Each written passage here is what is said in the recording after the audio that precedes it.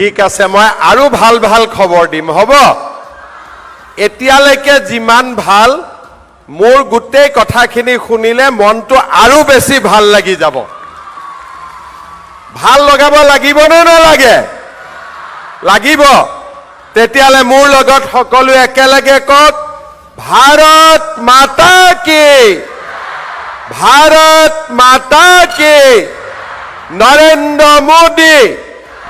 নৰেন্দ্ৰ মোদী বহুত বহুত ধন্যবাদ আজিৰ সভাত আমাৰ মাজত উপস্থিত অসম চৰকাৰৰ বিত্তমন্ত্ৰী আৰু আজিৰ এই অনুষ্ঠানৰ মুখ্য উদ্যোক্তা শ্ৰীমতী অজন্তা নেওগ ডাঙৰীয়ানী গুৱাহাটী লোকসভা সমষ্টিৰ সাংসদ বিজুলী কলিতা মেধি ডাঙৰীয়ানী পূব গুৱাহাটী সমষ্টিৰ বিধায়ক সিদ্ধাৰ্থ ভট্টাচাৰ্য ডাঙৰীয়া পশ্চিম গুৱাহাটী সমষ্টিৰ বিধায়ক ৰমেন্দ্ৰ নাৰায়ণ কলিতা ডাঙৰীয়া হাজো সমষ্টিৰ বিধায়িকা সুমন হৰিপ্ৰিয়া ডাঙৰীয়ানী গুৱাহাটী পৌৰ নিগমৰ মেয়ৰ মিগেন শৰণীয়া ৰাজ্যৰ মুখ্য সচিব ডক্টৰ ৰবি কোটা বিত্ত বিভাগৰ আয়ুক্ত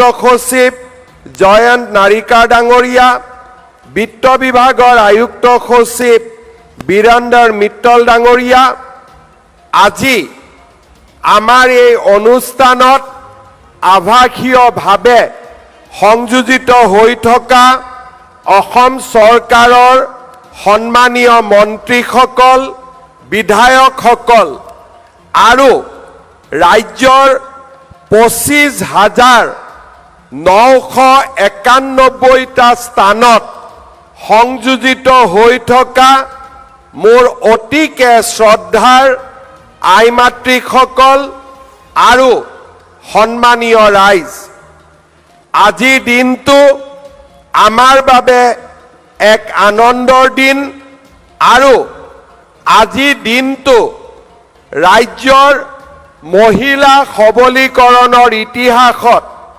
এটা অত্যন্ত সোণোৱালী দিন হিচাপে ইতিহাসত অংকিত হৈ থাকিব আজিৰ এই দিনটোত আমি অসমৰ 38 লাখ মহিলালৈ অৰুণোদয় আঁচনিৰ ধন হস্তান্তৰিত কৰিম আৰু আজিৰে পৰা প্ৰত্যেক মাহত এই অৰুণোদয় আঁচনিৰ ধন হিতাধিকাৰীসকলে লাভ কৰি থাকিব শ্ৰদ্ধাৰ ৰাইজ এই অৰুণোদয় আঁচনিখন আমি 2020 চনত প্ৰথমবাৰৰ বাবে আৰম্ভ কৰিছিলোঁ মোৰ মনত আছে তেতিয়া মই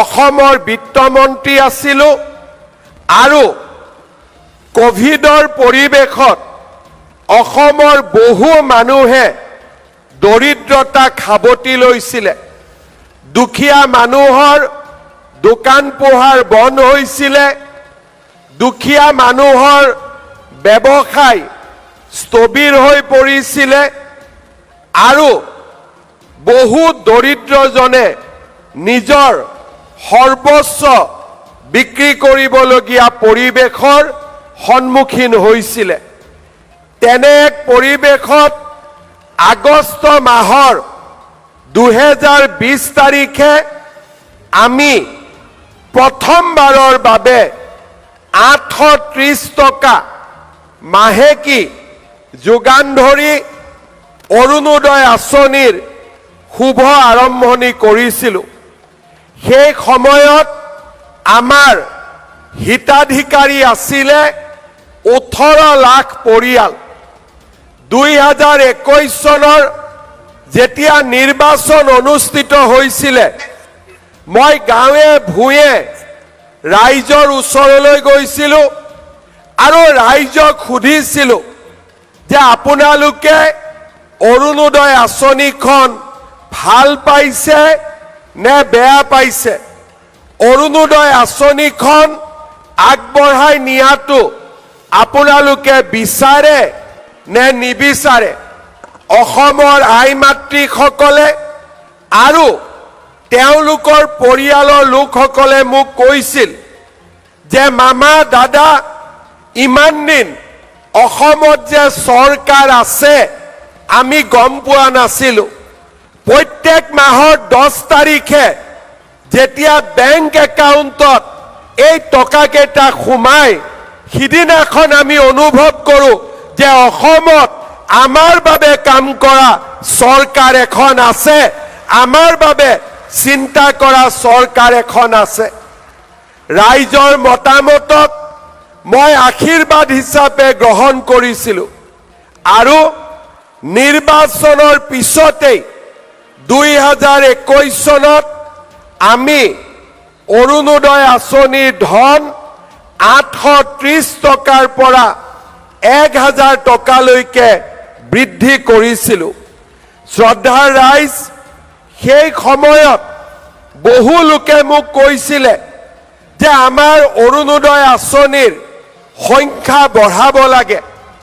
আমি লগে লগে সিদ্ধান্ত ল'লো যে 18 লাখৰ পৰা আমি অৰুণোদয় আঁচনিক 28 লাখলৈকে বৃদ্ধি কৰিম আৰু তেনেকৈ 2022 চনৰ 14 নৱেম্বৰত আমি আৰু 10,54,000 হিতাধিকাৰীক লৈ অৰুণোদয় দ্বিতীয় আৰম্ভ কৰিছিলোঁ।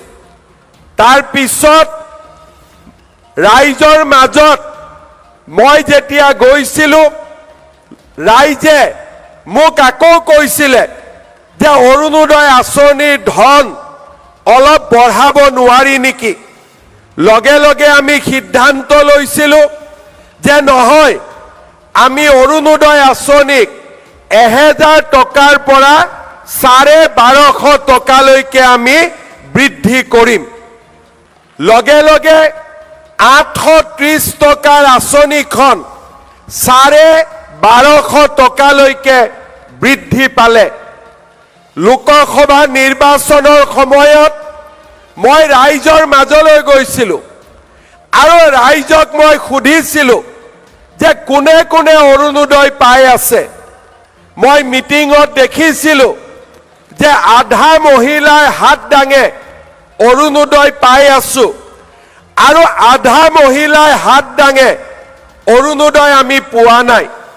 মই মনতে ভাবিছিলোঁ যে অহাবাৰ যেতিয়া বিধানসভাৰ ইলেকশ্যনত আহিম, ৰাইজক সুধিম কিমানে অৰুণোদয় পাইছে, অন্তত 90 গৰাকী মহিলাই হাত উঠাব লাগিব যে আমি অৰুণোদয় পাইছোঁ। আৰু সেই কাৰণেই আমি সিদ্ধান্ত ল'লো যে অৰুণোদয় তৃতীয় আমি আৰম্ভ কৰিম আৰু 40 লাখ মহিলাক আমি অৰুণোদয় আঁচনি প্ৰদান কৰিম।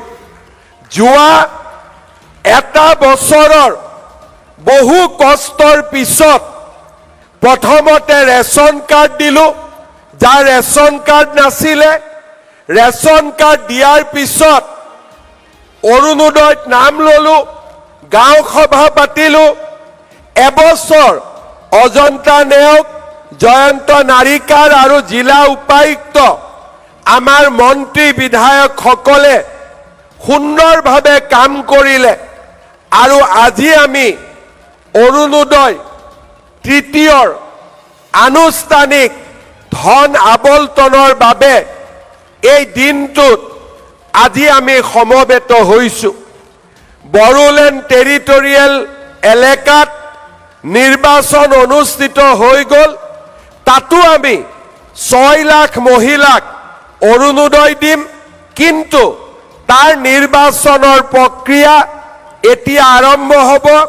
হয়তো আৰু এটা মাহ সময় তেওঁলোকক লাগিব, কিন্তু বিটিচিৰ বাবে আমি অপেক্ষা নকৰি আন মহিলাসকলে যাতে আৰ্থিক অসুবিধাৰ সন্মুখীন হ'ব নালাগে তাৰ বাবে আজি আমি ইয়াতে আনুষ্ঠানিকভাৱে অৰুণোদয় আঁচনি আৰম্ভ কৰিবলৈ আমি সমবেত হৈছো আৰু ৰাজ্যৰ 25,991খন গাঁৱত আমাৰ আই মাতৃসকল সমবেত হৈছে। মই অসমৰ চুকে কোণে আজি সমবেত হোৱা আই মাতৃসকলক এই মঞ্চৰ পৰাই নমস্কাৰ আৰু প্ৰণাম জ্ঞাপন কৰিছো। শ্ৰদ্ধাৰ ৰাইজ, কংগ্ৰেছ দলে মোক অভিযোগ কৰে যে হিমন্ত বিশ্ব শৰ্মাই হিতাধিকাৰীৰ সৃষ্টি কৰিছে, অৰুণোদয় আঁচনিৰ জৰিয়তে ৰাইজৰ টকাৰ অপব্যৱহাৰ কৰিছে আৰু কংগ্ৰেছ দলে অভিযোগ কৰে যে এই অৰুণোদয় আঁচনিখনে অসমক নষ্ট কৰি পেলাব, ধ্বংস কৰি পেলাব। শ্ৰদ্ধাৰ ৰাইজ, আমি মাৰ পেটৰ পৰা জন্ম হৈছো আৰু সেই মাক যদি আমি কিবা সহায় কৰিছো, সি কেতিয়াও অপৰাধ হ'ব নোৱাৰে, সি কেতিয়াও দোষ হ'ব নোৱাৰে। মই মাজে মাজে কংগ্ৰেছৰ মানুহবিলাকক চিন্তা কৰো যে এওঁলোকে মাকৰ পেটৰ পৰা জন্ম হৈছিল নে নাই। যদি কোনোবাই মাকৰ পেটৰ পৰা জন্ম হৈছে, সেই মাকক সন্মান জনোৱাটো কেতিয়াও অপৰাধ হ'ব নোৱাৰে, কেতিয়াও দোষ হ'ব নোৱাৰে, ই কেতিয়াও পাপ কাম হ'ব নোৱাৰে। যদি আমাৰ সমাজত মাতৃজাতি নাথাকিলেহেঁতেন, সমাজত যদি মা নাথাকিলেহেঁতেন, এইখন সমাজত কোনো হিমন্ত বিশ্ব শৰ্মাৰো জন্ম নহলহেঁতেন। যদি আজি আমি এইখন সমাজত, এইখন পৃথিৱীত জন্ম লৈছো, এই কাৰণেই জন্ম লৈছো যে মোৰ এজনী মা আছিলে, মোৰ এজনী মা আছে আৰু সেই মাৰ কাৰণে আমি এই পৃথিৱীত জন্ম লৈছো। আৰু মায়ে মোক 10 মাহ 10 দিন ধৰি গৰ্ভত ৰাখিছিল। মায়ে মোক নিজৰ সকলো কষ্ট ত্যাগ কৰি মোক নিজৰ গাখীৰেৰে মোক মানুহ বনাইছিলে, মোক আজিলৈকে ডাঙৰ দীঘল হোৱাত আশীৰ্বাদ জনাইছিলে। মই কংগ্ৰেছ দলক ক'ব খোজো যে মাক আমি যিমানেই পূজা নকৰো কিয়, মাক আমি যিমানেই সন্মান নকৰো কিয়, মাৰ ধাৰ আমি জীৱনত কেতিয়াও মাৰিব নোৱাৰো। মা সদায় অমৰ, মা সদায় অজেয়। আৰু সেই কাৰণে ভগৱান শ্ৰীৰামে কৈ থৈ গৈছিল, জননী জন্মভূমি স্বৰ্গাদপি গৰীয়সী। অৰ্থাৎ স্বৰ্গও ইমান ডাঙৰ নহয়, মোৰ মা যিমান ডাঙৰ। আৰু সেই কাৰণে মই কংগ্ৰেছ দলক কম যে অৰুণোদয় আঁচনিক সমালোচনা নকৰিব, পাৰিলে আৰু কেনেকে ইয়াক ডাঙৰ কৰিব পাৰি তাৰ বিষয়ে আলোচনা কৰক, তাৰ বিষয়ে চিন্তা কৰক। আমি সকলোৱে মাৰ ওচৰত ঋণী। মাৰ অবিহনে আমাৰ কোনো পৰিচয় নাই, মাৰ অবিহনে আমাৰ কোনো অস্তিত্ব নাই। আৰু সেই কাৰণে আমি সদায় কওঁ, এয়া মাক আমি টকা দিয়া নাই, মাক আমি অকণমান অৰুণোদয়ৰ জৰিয়তে সন্মান যাচিবলৈ আমি চেষ্টা কৰিছো। এয়া হিতাধিকাৰী নহয়, এয়া মোৰ মাৰ ওচৰত থকা, মোৰ মাৰ ওচৰত থকা মোৰ ধাৰ, মোৰ কৃতজ্ঞতা, মোৰ প্ৰণাম যচাৰ এটা মাত্ৰ উপায়, আৰু তাক আমি কৰি গৈ থাকিম। আজি উপস্থিত থকা ৰাইজক মই ক'ব খোজো, কংগ্ৰেছে অৰুণোদয়ক যিমানে সমালোচনা কৰিব, মই সিমানেই বেছি মাক অৰুণোদয় দি গৈ থাকিম, সিমানেই মই অৰুণোদয়ক ডাঙৰ কৰি গৈ থাকিম। আৰু মই কংগ্ৰেছক ক'ব খোজো, যিগৰাকী মুখ্যমন্ত্ৰীৰ ওপৰত 40 লাখ মাৰ আশীৰ্বাদ আছে তাৰ আপোনালোকে চুলি এডালো হৰাব নোৱাৰিব আপোনালোকে তাক বুজি লওক আপোনালোকে তাক বুজি লওক 40 লাখ মাৰ আশীৰ্বাদ আজি চৰকাৰৰ ওপৰত আছে আমাৰ ওপৰত আছে আছে নে নাই মাসকল আছে নে নাই আজি যি গৰাকী ব্যক্তিৰ ওপৰত যিখন চৰকাৰৰ ওপৰত 40 লাখ মাৰ আশীৰ্বাদ থাকে সেইখন চৰকাৰৰ বুঢ়া আঙুলি এটাও কোনেও লৰাব নোৱাৰে সেই কথা আজি কংগ্ৰেছ দলে বুজি লোৱা উচিত মই দুখ পাওঁ মই কষ্ট পাওঁ যেতিয়া কংগ্ৰেছ দলে বাৰে বাৰে অৰুণোদয় আঁচনিখনক সমালোচনা কৰে মোক সমালোচনা কৰক মোক যি পায় তাকে কওক কিন্তু অৰুণোদয় আঁচনিক সমালোচনা নকৰিব আপোনালোকো মাৰ পেটৰ পৰা জন্ম হৈছে তাক আপোনালোকে কেতিয়াও পাহৰি নাযাব 50 বছৰ আপোনালোকে চৰকাৰ চলাইছিলে কি কৰিলে অসমৰ মাতৃ জাতিৰ বাবে সেই কথা আপোনালোকে এবাৰ চিন্তা কৰিব কেইলেটামান খুটাৰ কাৰণে আপোনালোকে মাসকলক মিটিঙত লৈ আহিছিলে ট্ৰাকৰ পৰা খুটা পেলাই দিয়ে মাসকলে কাজিয়া কৰি এইটো পৰা কাঢ়িবৰ কাৰণে চেষ্টা কৰিব লাগে আজি মাসকলে অৰুণোদয় পাবৰ কাৰণে কতো যাব নালাগে মোদী ডাঙৰীয়াই বেংক একাউণ্ট বনাই দিছে 10 তাৰিখে বেংক একাউণ্টত নিজে নিজে টকা সোমাব কোনো ৰাজনৈতিক দলৰ মিটিঙত যাব নালাগে অৰুণোদয় পাবৰ কাৰণে কাৰো মিটিঙত যাব নালাগে মাত্ৰ 11 তাৰিখে ৰাতিপুৱা বেংকলৈকে যাব লাগে ইমানেই মাত্ৰ কাম হয় নে নহয় শ্ৰদ্ধাৰ আই মাতৃসকল আজি আমি আপোনালোকক আৰু এটা কথা ক'ব খুজিছো অৰুণোদয় আমি 17 ছেপ্টেম্বৰত কৰিবলগীয়া আছিল কৰিলো অক্টোবৰত তাৰ মানে ছেপ্টেম্বৰৰ টকাটো মোৰ লগত থাকি গ'ল এতিয়া মাৰ টকাটো মই নোহোৱা কৰিব পাৰো নেকি হেতুটো মই নোৱাৰো কাৰণ ছেপ্টেম্বৰত পোৱা টকাটো অক্টোবৰত পালে ছেপ্টেম্বৰৰ টকাটো ক'ত যাব আজিয়ে মই আপোনালোকক ক'লো ছেপ্টেম্বৰৰ ধাৰৰ সৈতে ফেব্ৰুৱাৰী মাহত মই আপোনালোকক এটা ডাঙৰ উপহাৰ দিম আজিয়ে আপোনালোকক মই কৈ থৈ দিলো এটা ডাঙৰ উপহাৰ দিম ছেপ্টেম্বৰটো মনত ৰাখিম আৰু আগলৈ কি দিব পাৰো চিন্তা কৰি ফেব্ৰুৱাৰী মাহত মনত আছে না নাই কোন মাহ বুলি ক'লো কোন মাহ এই পিছৰ ফালে কোৱা নাই কোন মাহ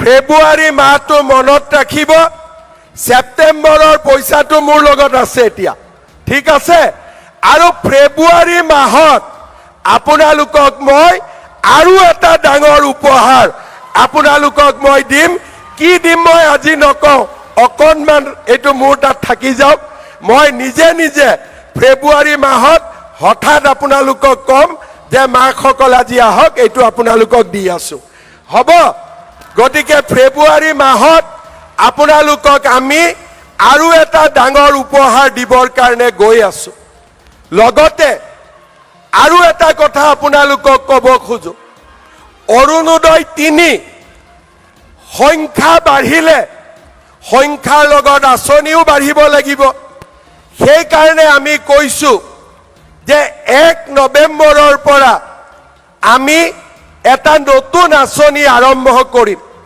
ৰেচন কাৰ্ড সকলোৰে আছে নে নাই হাত দাঙকচোন আমাৰ বুথতো হাত দাঙক যোনে যোনে চাই আছে আমাক ৰেচন কাৰ্ড আছে নে নাই সকলোৰে বঢ়িয়া এই ৰেচন কাৰ্ডত আমি কি পাইছিলো এতিয়ালৈকে আমি ৰেচন কাৰ্ডত চাউল পাইছিলো 1 নৱেম্বৰৰ পৰা ৰেচন কাৰ্ডত আমি আপোনালোকক দালি নিমখ আৰু চেনি কম দামত দিয়া আমি আৰম্ভ কৰিম 1 তাৰিখৰ পৰা চাউলৰ লগতে দালি নিমখ আৰু চেনিও আপোনালোকে কম দামত পোৱা আৰম্ভ কৰিব। কি বাকি থাকিলে? গেছ বাকি থাকিলে আৰু মিঠাতেল বাকি থাকিলে, হয়নে নহয়? কি বাকি থাকিলে? গেছ আৰু মিঠাতেল, হয়নে নহয়? এতিয়া কাৰ কাৰ ঘৰত গেছৰ কানেকশ্যন আছে? হাত দাঙক। সকলোৰে আছে। এতিয়া আমি যে আপোনালোকক গেছৰ ফৰ্মখন দিছিলো, ফিল আপ কৰিলে নে নাই আপোনালোকে? কোনে কোনে ফিল আপ কৰা নাই হাত দাঙকচোন। ঠিক আছে, আপোনালোকে আমাক গেছৰ ফৰ্মখন ফিল আপ কৰি দিয়ক। তেতিয়া কি হ'ব? যেতিয়া আপোনালোকে গেছ কিনিব, আপোনালোকৰ বেংক একাউণ্টত মই আৰু 250 টকা পুটুক কৰি দি দিম। হ'ব? 950 টকা গেছৰ দাম, 250 টকা চৰকাৰে দিলে 700 টকা হ'ব।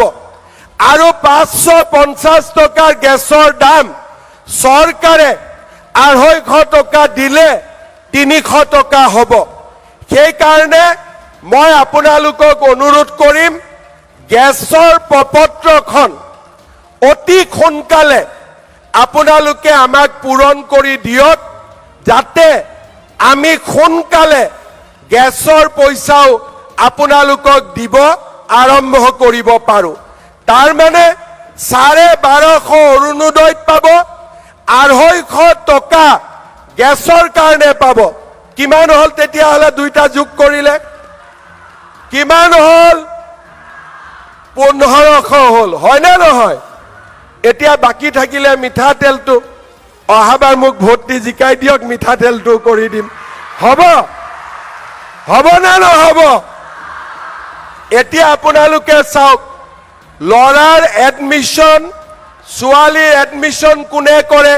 চৰকাৰে কৰি দিয়ে। দিয়ে নে নিদিয়ে? ল'ৰাৰ এডমিশ্যন, ছোৱালীৰ এডমিশ্যন চৰকাৰে কৰে। ছোৱালীক কোনে পঢ়ুৱায়? মামাই পঢ়ুৱায়, হয়নে নহয়? ছোৱালীক মামাই পঢ়ুৱায়। চাইকেল কোনে দিয়ে? মামাই দিয়ে। স্কুটি কোনে দিয়ে? মামাই দিয়ে। লগতে বিনামূলীয়া চাউল আমাৰ ডাঙৰ মামা নৰেন্দ্ৰ মোদী ডাঙৰীয়াই দিয়ে, হয়নে নহয়? চাউল দিয়ে।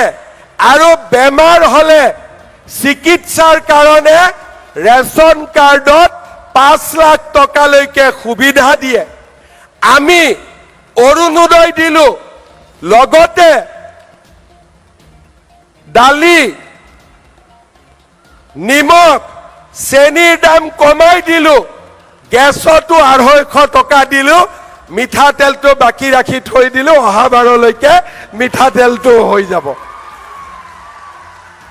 এতিয়া আপোনালোকক মই দুটা অৰুণোদয় আঁচনিৰ বিষয়ে ক'ব খুজিছো।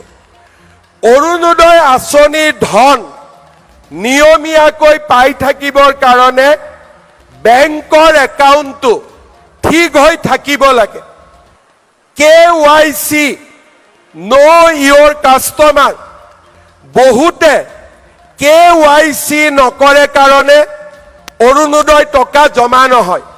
চৰকাৰে দি দিয়ে, টকাটো মাজত পৰি থাকে, একাউণ্টলৈকে নাযায়। কিয়? একাউণ্টটো KYC হোৱা নাই। আপোনালোকে নিজৰ বেংক একাউণ্টটো পৰিষ্কাৰ কৰি ৰাখিব। নিজৰ বেংক একাউণ্টটো যদি পৰিষ্কাৰ হৈ নাথাকে, তেতিয়াহ'লে অৰুণোদয় টকা আমি পঠালেও আপোনালোকৰ একাউণ্টত গৈ নাপায়গৈ। এইটো হ'ল 1 নম্বৰ। 2 নম্বৰ, অৰুণোদয় নামৰ বাবে আপোনালোকে যিটো মোবাইল নম্বৰ দিছে, সেই মোবাইল নম্বৰটো এক্টিভ কৰি ৰাখিব। কিবা কাৰণত যদি মোবাইলটো পৰিৱৰ্তন হয়, চৰকাৰক জনাব। তেতিয়া আমি নতুন নম্বৰটো আমাৰ লিষ্টত সোমাই ল'ম। তৃতীয়তে, আজিলৈকে আমাৰ কোনো অফিচাৰ নাছিলে। অৰুণোদয় নাপালে আমি ক'ত যাম? এতিয়াৰ পৰা প্ৰত্যেক ব্লকত এজন অৰুণোদয় সহায়ক থাকিব। যদি মাহত টকা নাহে ব্লকৰ অফিচত গৈ আপোনালোকে অভিযোগ কৰিব পাৰিব। তৃতীয়তে এটা আমি ফোন নম্বৰ দিম আপোনালোকক, যদি ব্লকত যাবৰ কাৰণেতো কষ্ট হ'ব গাঁৱৰ পৰা, এই ফোন নম্বৰটোতো আপোনালোকে ফোন কৰি ক'ব পাৰিব যে মোৰ নাম অমুক, মই অৰুণোদয় পাই আছিলোঁ, যোৱা মাহত অৰুণোদয় টকা সোমোৱা নাই। তেতিয়াহ'লে আমি লগে লগে এই অৰুণোদয়ৰ একাউণ্টটো চেক কৰি আপোনালোকক ঠিক কৰি দিম। সেইকাৰণে অৰুণোদয় যিটো নম্বৰ আপোনালোকে বাতৰি কাকত বা টিভিত পাব, যদি কোনোবা মাহত অৰুণোদয় নাপায় লগে লগে আপোনালোকে আমাক জনাব। আৰু এটা মই কথা ক'ব খোজো, মানুহ মানে মৰণশীল। ধৰি ললো মোৰ মাৰ নামত, মোৰ আইতাৰ নামত অৰুণোদয় আছে, কিবা কাৰণত আইতাৰ মৃত্যু হ'ল, বোৱাৰীয়েতো অৰুণোদয়টো পাব লাগিব, কাৰণ একাউণ্টটো আইতাৰ নামতহে আছে। এই নম্বৰটোত আপোনালোকে ফোন কৰি দিলে যে মোৰ শাহুমাৰ মৃত্যু হ'ল, এতিয়া অৰুণোদয়টো মোৰ নামত দি দিয়ক। সেইখিনি কামো আমি আপোনালোকৰ কাৰণে কৰি দিম, যাতে পৰিয়ালটো অৰুণোদয়ৰ পৰা বঞ্চিত হৈ থাকিব নালাগে। আৰু সবচে ডাঙৰ কথা, ফেব্ৰুৱাৰী মাহলৈকে একাউণ্ট ধুনীয়াকৈ ৰাখিব, কাৰণ ফেব্ৰুৱাৰীত এটা মৰমৰ উপহাৰ এটা সোমাব গৈ আছে। কোন মাহত সোমাব? কোন মাহত সোমাব? গতিকে ফেব্ৰুৱাৰী মাহলৈকে আপোনালোকে একদম যাতে একাউণ্টটো ধুনীয়া হৈ থাকে আপোনালোকে চাই থাকিব। শ্ৰদ্ধা ৰাইজ, মই আজিৰ সভাত আপোনালোকক আকৌ এবাৰ ধন্যবাদ জনাইছোঁ। অৰুণোদয় আঁচনি যেতিয়া মই আপোনালোকক দিওঁ, মোৰ এনেকুৱা লাগে যেন মই মোৰ মাক কিবা এটা দিছোঁ, কাৰণ মোৰ মাক কিবা এটা দিয়াৰ বেলেগ সুযোগ একো নাই। এইটো একমাত্ৰ সুযোগ। আপোনালোকে মোক আশীৰ্বাদ কৰক যাতে ভৱিষ্যতলৈ অৰুণোদয় আৰু বঢ়াই বঢ়াই গৈ থাকিব পাৰোঁ, আৰু ডাঙৰ কৰি গৈ থাকিব পাৰোঁ, যাতে আমাৰ কোনো মায়ে নিজক চলিবৰ কাৰণে কাৰো ওচৰত হাত পাতিব নালাগে, নিজে নিজৰ ঘৰখন চলাব পৰা হয়। বিনামূলীয়া চাউল, কম দামত দালি, চেনি আৰু নিমখ, গেছৰ দাম কমি গ'ল, ভৱিষ্যতলৈ মিঠাতেল আৰু 1250 টকা, লগতে ল'ৰা ছোৱালীৰ পঢ়াৰ দায়িত্ব, ঘৰখনত বহুখিনি সকাহ হ'ব। আমাৰ পতিৰ ওপৰত, স্বামীৰ ওপৰত, হাজবেণ্ডৰ ওপৰত কষ্ট কমি যাব। মানুহজনেও বহুত কষ্ট কৰে, এতিয়া অন্তত কিছু কষ্ট কমিব, কাৰণ সেই মানুহজনেও ইমান কষ্ট কৰিছিল যে নিজৰ স্বাস্থ্যৰ যত্নও ল'ব পৰা নাছিল। এতিয়া এই অৰুণোদয় হওক, সুলভ মূল্যত দালি, নিমখ, চেনি হওক, চাউল হওক, বা আমি ল'ৰা ছোৱালীৰ শিক্ষাৰ দায়িত্ব লোৱাৰ কাৰণে হওক, আমাৰ ঘৰৰ মানুহজনৰ কষ্ট অলপ হ'লেও কমিব, অলপ হ'লেও নিজৰ স্বাস্থ্যৰ যত্ন ল'ব পাৰিব। আমি আজিৰ এই অনুষ্ঠানত আপোনালোকৰ লগতে আমাৰ ঘৰত বহি থকা দেউতাসকলকো নমস্কাৰ জনাইছোঁ। এই আঁচনিখনৰ জৰিয়তে তেওঁলোকৰো কষ্ট অলপ হ'লেও কম হ'ব, কাৰণ মহিলাই এটকা পইচা পালেও 1 টকাও বাহিৰত খৰচ নকৰে, প্ৰতিটো টকা ঘৰৰ বাবেই, ল'ৰা ছোৱালীৰ বাবেই খৰচ কৰে। মোক যদি 100 টকা দিয়ে, ঘৰ গৈ পাওঁতে পাওঁতে 20 টকা কমি যাব। অমুকত চাহ খালোঁ, তমুকত আড্ডা মাৰিলোঁ, কিন্তু মহিলাক 100 টকা দিলে ঘৰত 100 টকাই গৈ পাব, কাৰণ মহিলাই প্ৰতিটো টকাৰ মূল্য বুজি পায়।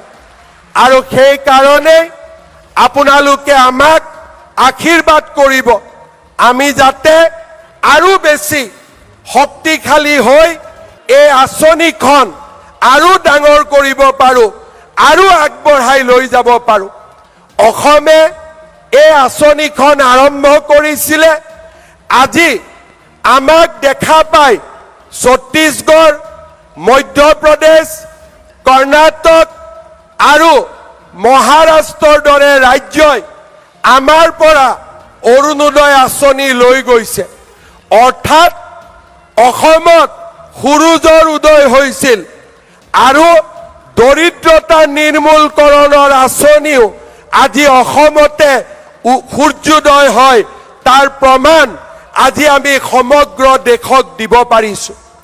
শ্ৰদ্ধাৰ ৰাইজ, পুনৰ এবাৰ আজিৰ এই সুন্দৰ দিনটোত অসমৰ মাতৃশক্তিক, অসমৰ নাৰী শক্তিক মই মোৰ প্ৰণাম জনাইছোঁ আৰু আপোনালোকৰ পৰা আশীৰ্বাদ বিচাৰিছোঁ, যাতে আমি আগলৈও সদায়ে আপোনালোকক এনেকৈ সেৱা কৰি যাব পাৰোঁ, আপোনালোকক সন্মান জনাই আগুৱাই যাব পাৰোঁ আৰু আমাৰ অসমীয়া, আমাৰ অসমৰ সমাজ জীৱনক আমি যাতে আগুৱাই লৈ যাব পাৰোঁ। আজি আমি অলপ পিছতে ইয়াতে অৰুণোদয় আঁচনিৰ পুঁজি মুকলি কৰিম।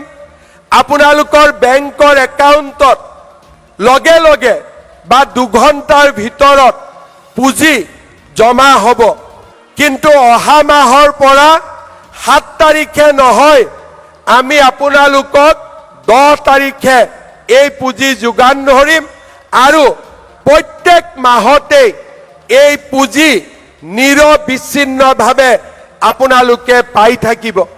পুনৰ এবাৰ আপোনালোকলৈকে মোৰ অজস্ৰ সেৱা জনাই প্ৰতিগৰাকী মাতৃৰ শ্ৰী চৰণত মূৰ দুৱাই অৰুণোদয় 3 এই অসমৰ আটাইতকৈ 5,000 কোটি টকা, 5,000 কোটি টকা বছৰত আমি খৰচ কৰিব লাগিব। স্বাধীন অসমৰ, স্বাধীন ভাৰতৰ আটাইতকৈ সৰ্ববৃহৎ আঁচনি অৰুণোদয় 3। এই দুআষাৰ বাক্যৰে মই আপোনালোকৰ অসমৰ মাতৃজাতিৰ, অসমৰ নাৰী শক্তিৰ শ্ৰী চৰণত উৎসৰ্গা কৰিছোঁ। আপোনালোকে আমাৰ এই সন্মান যাতে গ্ৰহণ কৰে, আপোনালোকে আমি আগবঢ়োৱা এই পুঁজি গ্ৰহণ কৰি আপোনালোকে আমাক যেন আশীৰ্বাদ দিয়ে। এই দুআষাৰে পুনৰ এবাৰ মই আপোনালোকক প্ৰণাম জনালোঁ। মোৰ লগত আকৌ এবাৰ ক'ব, ভাৰত মাতা কি, ভাৰত মাতা কি, নৰেন্দ্ৰ মোদী, নৰেন্দ্ৰ মোদী। বহুত বহুত ধন্যবাদ। জয় হিন্দ, বন্দে মাতৰম।